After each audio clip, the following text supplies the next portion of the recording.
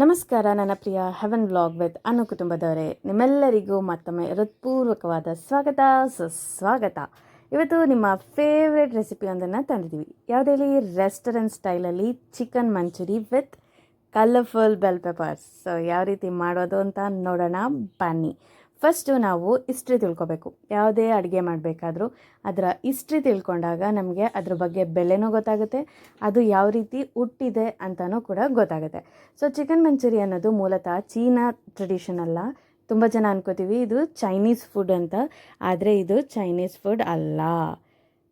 ಹಾಗಾದರೆ ಇನ್ಯಾವುದಿದು Chinese food ಅಲ್ಲ ಅಂದರೆ ಇನ್ಯಾವುದಿದು ಅಂತ ಕ್ವಶನ್ ಮಾಡ್ಕೋತಿದ್ರೆ, ಇದು ಇಂಡೋ ಚೈನೀಸ್ ಕ್ಯೂಸಿನ್ನಲ್ಲಿ ಹುಟ್ಟಿದ ಒಂದು ಪ್ರಸಿದ್ಧಿ ರೆಸಿಪಿ.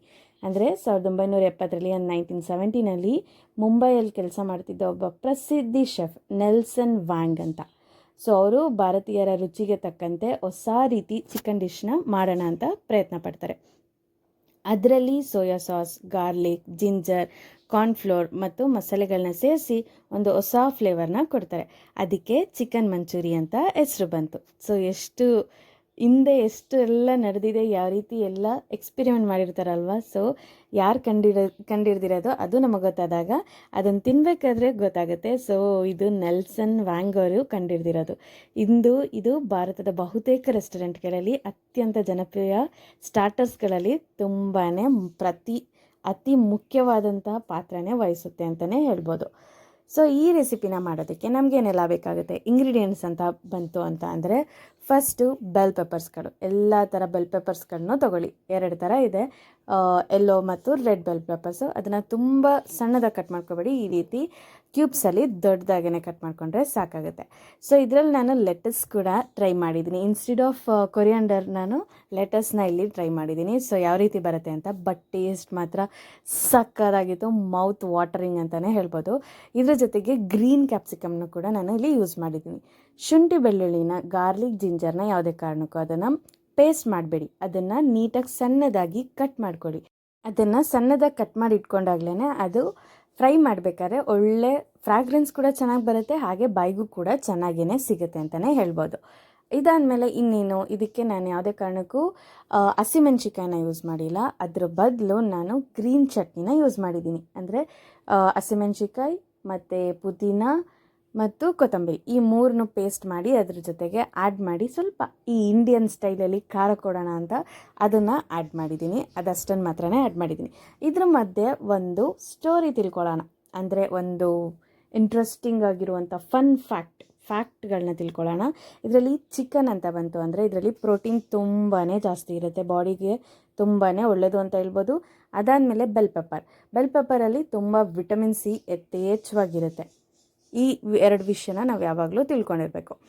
ಈಗ ಇದಕ್ಕೆ ಚಿಕನ್ನ ಕೋಟಿಂಗ್ ಕೊಡೋದಕ್ಕೆ ಫಸ್ಟ್ ಕಾರ್ನ್ಫ್ಲೋರು, ಯಾವುದೇ ಕಾರಣಕ್ಕೂ ಬೇರೆ ಯಾವುದೇ ರೈಸ್ ಫ್ಲೋರ್ ಏನು ಯೂಸ್ ಮಾಡ್ತಾ ಇಲ್ಲ. ಕಾರ್ನ್ಫ್ಲೋರ್, ಚಿಲ್ಲಿ ಫ್ಲೇಕ್ಸ್, ಟರ್ಮರಿಕ್, ಸ್ವಲ್ಪ ಸಾಲ್ಟ್ ರುಚಿಗೆ ತಕ್ಕಷ್ಟು, ಸ್ವಲ್ಪ ಬ್ಲ್ಯಾಕ್ ಪೆಪ್ಪರ್, ಅದಾದಮೇಲೆ ಕಸ್ತೂರಿ ಮೇಥಿ, ರುಚಿ ನಿಮಗೆ ಫ್ರಾಗ್ರೆನ್ಸಿಗೆ ಎಷ್ಟು ಬೇಕೋ ಅದನ್ನು ಹಾಕ್ಕೊಳ್ಳಿ, ಅಥವಾ ಆಪ್ಷನಲ್, ಅದನ್ನು ಹಾಕಿದ್ರೂ ಓಕೆ, ಹಾಕಲಿಲ್ಲ ಅಂದರೂ ಓಕೆ. ಸೊ ನಾನಿಲ್ಲಿ ಯೂಸ್ ಮಾಡಿದ್ದೀನಿ. ಇದನ್ನು ನೀಟಾಗಿ ಒಂದು ಮಿಕ್ಸ್ ಕೊಟ್ಟು ಒಂದು ಸ್ವಲ್ಪ ವಾಟರ್ನ ಹಾಕೋದಕ್ಕಿಂತ ಮುಂಚೆ ಫಸ್ಟೇ ತೊಳೆದಿಟ್ಕೊಂಡಿರುವಂಥ ಚಿಕನ್ನ ಯೂಸ್ ಮಾಡಿ. ಅದರಲ್ಲಿರುವಂಥ ನೀರು ಕಂಟೆಂಟ್ ಏನಿದೆ, ಮಾಯ್ಶ್ಚರೈಸರ್, ಅದನ್ನು ನೀಟಾಗಿ ಈ ಪುಡಿಗೆ ಹೊಂದ್ಕೊಳ್ಳುತ್ತೆ. ಅದಾದಮೇಲೆ ನೀವು ನೋಡಿಕೊಂಡು ಅದಕ್ಕೆ ಎಷ್ಟು ವಾಟರ್ ಬೇಕು ಅದನ್ನು ಆ್ಯಡ್ ಮಾಡಿಕೊಂಡ್ರೆ ಸಾಕು. ಈಗ ಇದನ್ನು ನೀಟಾಗಿ ಮಿಕ್ಸ್ ಮಾಡ್ಕೊಳ್ಳಿ. ಈ ರೀತಿ ಹೊಂದ್ಕೋಬೇಕು. ಆ ಹಿಟ್ಟು ಜೊತೆಗೆ ಚಿಕನ್ ಏನಿದೆ ಅದರಲ್ಲಿ ತೇವಾಂಶ ಏನಿದೆ ಅದನ್ನು ನೀಟಾಗಿ ಅದರಲ್ಲಿ ಹೊಂದ್ಕೋಬೇಕು. ಅಲ್ಲಿವರೆಗೂ ಕೂಡ ಅದನ್ನು ನೀಟಾಗಿ ಮಿಕ್ಸ್ ಮಾಡ್ಕೊಳ್ಳಿ. ಇದ್ರ ಬಗ್ಗೆ ಇದರಲ್ಲಿ ಒಂದು ಕ್ವಶನ್ ಕೇಳ್ತೀನಿ, ಯಾಕಂದರೆ ನಿಮ್ಮ ಸಹಾಯ ನನಗೆ ಯಾವಾಗಲೂ ಬೇಕೇ ಬೇಕು. ಮುಂದಿನ ವಿಡಿಯೋದಲ್ಲಿ ಯಾವ ಚಿಕನ್ ರೆಸಿಪಿ ಬೇಕು ಅಂತ ಕಮೆಂಟ್ ಬಾಕ್ಸಲ್ಲಿ ತಿಳಿಸಿ. ಅದಕ್ಕೆ ಚಿಕನ್ 65 ಬೇಕಾ, ಚಿಲ್ಲಿ ಚಿಕನ್ ಬೇಕಾ, ಅಥವಾ ಚಿಕನ್ ಕಬಾಬ್, ಅಥವಾ ಚಿಕನ್ ಫ್ರೈಡ್ ರೈಸ್, ನಿಮ್ಮ ಕಮೆಂಟನ್ನು ಕಮೆಂಟ್ ಬಾಕ್ಸಲ್ಲಿ ನನಗೆ ತಿಳಿಸಿ. ನಾನು ನೆಕ್ಸ್ಟ್ ವಿಡಿಯೋದಲ್ಲಿ ಅದನ್ನು ಮಾಡೋದಕ್ಕೆ ಟ್ರೈ ಮಾಡ್ತೀನಿ. ಈಗ ಕಲಸಿಟ್ಕೊಂಡಿರೋ ಚಿಕನ್ನ ಎಣ್ಣೆಯಲ್ಲಿ ನೀಟಾಗಿ ಕ್ರಿಸ್ಪಿಯಾಗಿ ಫ್ರೈ ಮಾಡ್ಬೋದು. ಕಾರ್ನ್ಫ್ಲವರ್ ಹಾಕಿದ್ರಿ ಅಂದರೆ ಪಕ್ಕ ನೀವು ಅನ್ಕೋಬಿಡಿ ಅದು ಕ್ರಿಸ್ಪಿಯಾಗಿ ಚೆನ್ನಾಗೇ ಬರುತ್ತೆ ಅಂತ. ಯಾಕಂದರೆ ಕಾರ್ನ್ಫ್ಲೋರಲ್ಲಿ ಅಷ್ಟು ವೈಟ್ದು ಏನಿರುತ್ತೆ ಅದು ಕಾರ್ನಲ್ಲಿರೋ ಅಂಥದ್ದು ಕ್ರಿಸ್ಪಿನೆಸ್ನ ಜಾಸ್ತಿ ಕೊಡುತ್ತೆ. ಇದಕ್ಕಿಂತ ಪೊಟ್ಯಾಟೊ ಸ್ಟಾರ್ಚ್ನೂ ಯೂಸ್ ಮಾಡ್ತಾರೆ, ಆದರೆ ಇದಕ್ಕೆ ಮಂಚೂರಿಯನ್ಗೇನು ಪೊಟ್ಯಾಟೊ ಸ್ಟಾರ್ಚ್ ಏನು ಬೇಕಾಗಲ್ಲ ಅಂತ ನಾನು ಅಂದ್ಕೊಂಡಿದ್ದೀನಿ. ಇದಕ್ಕೆ ಜಸ್ಟ್ ಇದು ಕಾರ್ನ್ಫ್ಲೋರ್ ಒಂದು ಯೂಸ್ ಮಾಡಿಕೊಂಡು ನೀಟಾಗಿ ಫ್ರೈ ಮಾಡಿಟ್ಕೊಂಡ್ರೆ ಆದರೆ ಸಾಕಾಗುತ್ತೆ. ಮತ್ತು ಫ್ರೈ ಮಾಡಬೇಕಾದ್ರೆ ಯಾವುದೇ ಕಾರಣಕ್ಕೂ ತುಂಬ ಫ್ರೈ ಮಾಡಬೇಡಿ.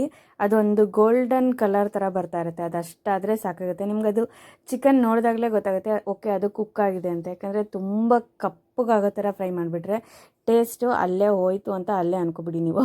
ಸೊ ಅದಕ್ಕೇ ಹೇಳ್ತಾ ಇರೋದು, ನೀಟಾಗಿ ಅದನ್ನು ಫ್ರೈ ಮಾಡಬೇಕಾದ್ರೆ ನೀಟಾಗಿ ನೋಡಿಕೊಂಡು ಫ್ರೈ ಮಾಡಿಟ್ಕೊಳ್ಳಿ. ಇಷ್ಟಾದರೂ ಕೂಡ ಸಾಕು. ನೋಡಿ, ಇಷ್ಟಾದರೆ ತೆಗೆದಿಟ್ಕೊಂಡ್ರೆ ಆಗುತ್ತೆ. ಹಿಂಗೂ ತಿನ್ಕೊಬಿಡ್ಬೋದು, ಆದರೆ ನಾವು ಮಾಡ್ತಾ ಇರೋದೇನು, ನಾವೇನು ಮಾಡ್ತಾಯಿದ್ದೀವಿ, ನಾವು ಮಾಡ್ತಾ ಇರೋದೇ ಚಿಕನ್ ಮಂಚೂರಿ. ಅದಕ್ಕಾಗಿ ಇದನ್ನು ತೆಗೆದಿಟ್ಟು ಆಮೇಲೆ ಮಾಡಬೇಕು.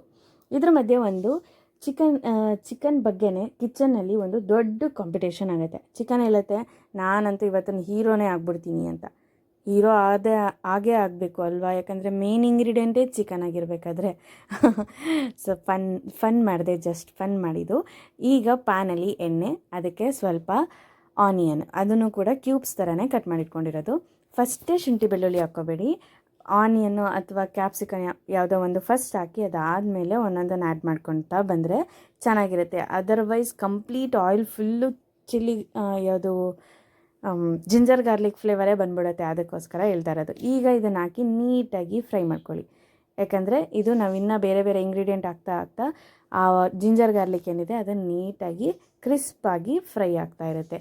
ಇದಾದಮೇಲೆ ಇದಕ್ಕೆ ಸ್ವಲ್ಪ ಬೆಲ್ ಪೆಪ್ಪರ್ಸ್ಗಳು, ಗ್ರೀನ್, ಯೆಲ್ಲೋ, ರೆಡ್, ಇದಿಷ್ಟನ್ನು ಮೂರನ್ನ ಹಾಕಿ ತುಂಬ ಫ್ರೈ ಮಾಡಬೇಡಿ, ಜಸ್ಟ್ ಶಾಲೋ ಫ್ರೈ ಥರ ಆದರೆ ಸಾಕು. ಆವಾಗ ರೆಡ್ ಬೆಲ್ ಪೆಪ್ಪರು ಹೇಳುತ್ತಂತೆ ನಾನಂತೂ ರೆಡ್ ಕಾರ್ಪೆಟೇ ಆಗಿಬಿಡ್ತೀನಿ ಅಂತ. ಯೆಲ್ಲೋ ಬೆಲ್ ಪೆಪ್ಪರ್ ಹೇಳುತ್ತೆ ನಾನಂತೂ ಫುಲ್ ಲೈಟ್ ಕೊಡ್ತೀನಪ್ಪ, ಯಾಕಂದರೆ ಬ್ರೈಟ್ ಆಗಿರಬೇಕು. ಗ್ರೀನ್ ಕ್ಯಾಪ್ಸಿಕಮ್ ಅನ್ನತ್ತೆ ನಾನಂತೂ ಫ್ರೆಶ್ನೆಸ್ ಕೊಡ್ತೀನಪ್ಪ, ಯಾವಾಗ ಗ್ರೀನ್ ಆಗಿರಬೇಕು. ನೋಡ್ತಾ ಇದ್ರೇ ಅನಿಸ್ತಾ ಇದೆ, ನಾನಿಲ್ಲದೆ ಆರೋಮನೇ ಬರಲ್ಲ ಅಂತ ಯಾರು ಹೇಳ್ತಾರೆ ಆ್ಯಸ್ ಯೂಶ್ವಲ್ ಜಿಂಜರ್ ಗಾರ್ಲಿಕ್ಕೆ. ಯಾಕಂದರೆ ಜಿಂಜರ್ ಗಾರ್ಲಿಕ್ ಎಲ್ಲಿಟ್ಟಿದ್ರೂ ಗಮ್ ಅಂತ ಇರುತ್ತೆ. ಇನ್ನು ಫುಡ್ಡು ಯೂಸ್ ಮಾಡಿಬಿಟ್ರಂತೂ ಮುಗ್ದೇ ಹೋಯ್ತು. ಅದಾದಮೇಲೆ ಇಲ್ಲಿ ಸ್ವಲ್ಪ ಸೋಯಾ ಸಾಸ್ ಸ್ವಲ್ಪ ಜಾಸ್ತಿನೇ ಹಾಕ್ಕೊಳ್ಳಿ, ಚೆನ್ನಾಗೇ ಬರುತ್ತೆ. 2 ಸ್ಪೂನ್ ಆದರೂ ಆಯಿತು. ನಾನಿಲ್ಲೊಂದು 3 ಸ್ಪೂನೇ ಹಾಕಿರ್ಬೋದೇನೋ ಅನಿಸುತ್ತೆ.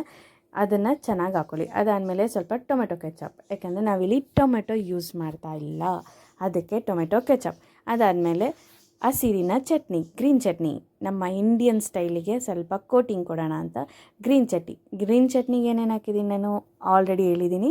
ಅದಕ್ಕೆ ಹಸಿಮೆಣ್ಸಿಕಾಯಿ, ಕೊತ್ತಂಬರಿ, ಪುದೀನ, ಸ್ವಲ್ಪ ವಾಟರ್ ಹಾಕಿ ನೀಟಾಗಿ ಗ್ರೈಂಡ್ ಮಾಡಿಟ್ಕೊಂಡಿರೋದು ಅಷ್ಟೇ, ಇನ್ನೇನು ಹಾಕಿಲ್ಲ ಅದರೊಳಗಡೆ. ಅದನ್ನು ನೀಟಾಗಿ ಫ್ರೈ ಮಾಡ್ಕೊಳ್ಳಿ. ಇದಕ್ಕೆ ರುಚಿಗೆ ತಕ್ಕಷ್ಟು ಉಪ್ಪು, ರುಚಿನ ನೋಡ್ಕೊಂಡು ಹಾಕೊಳ್ಳಿ. ಯಾಕಂದರೆ ನಾವು ಚಿಕನ್ನ ಫ್ರೈ ಮಾಡಬೇಕಾದ್ರೂ ಕೂಡ ನಾವು ಸಾಲ್ಟ್ನ ಹಾಕಿರ್ತೀವಿ, ಅದಕ್ಕಾಗಿ. ಅದಾದಮೇಲೆ ಒಂದು ಬೌಲಲ್ಲಿ ಸ್ವಲ್ಪ ನೀರು ಮತ್ತು ಕಾರ್ನ್ಫ್ಲೋರು, 1 ಸ್ಪೂನ್ ಕಾರ್ನ್ಫ್ಲೋರ್ನ ಹಾಕಿ ಈ ರೀತಿ ನೀಟಾಗಿ ಕಲಸಿ ಅದರೊಳಗಡೆಗೆ ಹಾಕಿದ್ರೆ ಸಾಕು. ಈ ಪ್ಯಾನ್ ಒಳಗಡೆ ಹಾಕಿದ್ರೆ, ನೀವು ಮಾಡ್ತಾ ಇರುವಂಥ ರೆಸಿಪಿ ಪ್ಯಾನಲ್ಲಿ ಹಾಕಿದ್ರೆ ಸಾಕು. ನೀವು ಆಮೇಲೆ ಕ್ವೆಶ್ಚನ್ ಕೇಳಬೇಡಿ ನಿಮ್ಮ ಪ್ಯಾನಲ್ಲಿ ಈ ಪ್ಯಾನಲ್ಲಿ ಹಾಕಬೇಕಾ ಅಂತ. ಸೊ ನೀವು ಯಾವುದು ಕುಕ್ಕಲ್ಲಿ ಮಾಡ್ತಾ ಇರ್ತೀರ ಅದರಲ್ಲಿ ಹಾಕಿ ನೀಟಾಗಿ ಮಾಡಿದ್ರೆ ಈ ಥರ ನೋಡಿ ತಿಕ್ನೆಸ್ ಆಗೇ ಹೋಯ್ತು. ಆಲ್ರೆಡಿ ತುಂಬ ತಿಕ್ಕಾಗೋಯ್ತು ಅಂತ ಅಂದರೆ ಸ್ವಲ್ಪ ವಾಟರ್ನ ಅಲ್ಲೇ ಆ್ಯಡ್ ಮಾಡಿಕೊಂಡ್ರು ಚೆನ್ನಾಗೇ ಆಗುತ್ತೆ. ಸ್ವಲ್ಪ ಬಿಸಿ ಉರಿನಲ್ಲೇ ಮಾಡೋದಕ್ಕೆ ಟ್ರೈ ಮಾಡಿ. ಇದಾದಮೇಲೆ ನಾನು ಕಟ್ ಮಾಡಿ ಇಟ್ಕೊಂಡಿರೋ ಲೆಟಸ್ನ ಯೂಸ್ ಮಾಡೀನಿ. ಏನಕ್ಕೆ ಯೂಸ್ ಮಾಡಿರೋದು, ಇನ್ಸ್ಟೆಡ್ ಆಫ್ ಕೊರಿಯಾಂಡರ್ ಆಲ್ರೆಡಿ ನಾವು ಪೇಸ್ಟಲ್ಲಿ ಯೂಸ್ ಮಾಡಿದ್ದೀವಿ. ಸೊ ಲೆಟಸ್ನ ಯೂಸ್ ಮಾಡೋಣ, ಯಾವ ರೀತಿ ಟೇಸ್ಟ್ ಬರ್ಬೋದು ಅಂತ ಟ್ರೈ ಮಾಡೋಣ ಅಂದ್ಕೊಂಡೆ. ಬಟ್ ಟೇಸ್ಟ್ ಮಾತ್ರ ಮಸ್ತ್ ಸಖತ್ತಾಗೆ ಬಂದಿದೆ. ಇದೆಲ್ಲ ಆದಮೇಲೆ ನಾವು ಈಗಾಗಲೇ ಕರೆದಿಟ್ಕೊಂಡಿರುವಂಥ ಚಿಕನ್ನು ಕೂಡ ಆ್ಯಡ್ ಮಾಡೋದು. ಸೊ ಫೈನಲ್ ಕೋಟಿಂಗ್ ಬರ್ತಾಯಿದೆ ನೋಡಿ. ನಿಮ್ಗೆ ಅನ್ನಿಸ್ತಾ ಇರ್ಬೋದು ಅದು ಆಲ್ರೆಡಿ ಟೇಸ್ಟ್ ಅಂತೂ ಸಿಕ್ಕಾಪಟ್ಟೆನೇ ಚೆನ್ನಾಗಿ ಬಂದ್ಬಿಟ್ಟಿದೆ. ಅದು ಇದನ್ನು ನೀಟಾಗಿ ಬಿಸಿ ಉರಿನಲ್ಲಿ ನೀಟಾಗಿ ಹಿಂಗೊಂದು ಕೋಟಿಂಗ್ ಕೊಡ್ತಾ ಅಂದರೆ ಮುಗೀತು. ಇದನ್ನು ಬಾರಿಸ್ತಾ ಇರೋದೇ ರೈಸ್ ಜೊತೆ ಅಥವಾ ನೂಡಲ್ಸ್ ಜೊತೆ ಇದನ್ನು ತಿನ್ನೋದಕ್ಕೆ ತುಂಬಾ ಚೆನ್ನಾಗಿರುತ್ತೆ. ಬಟ್ ಮಾಡಬೇಕಾದ್ರೆ ಸ್ವಲ್ಪ ನೋಡಿಕೊಂಡು ಹುಷಾರಾಗಿ ಮಾಡಿ, ಯಾಕಂದರೆ ಅಲ್ಲಿ ಇಲ್ಲಿ ಎಗ್ರು ಹೋಗ್ಬಿಡ್ತಾ ಇರುತ್ತೆ. ಸೊ ಹೋಪ್ ನಿಮಗೆ ಈ ಥರ ವೀಡಿಯೋಗಳೆಲ್ಲ ಇಷ್ಟ ಆಗ್ತಾನೆ ಇರುತ್ತೆ ಅಂತ ನಾನು ಭಾವಿಸ್ತೀನಿ.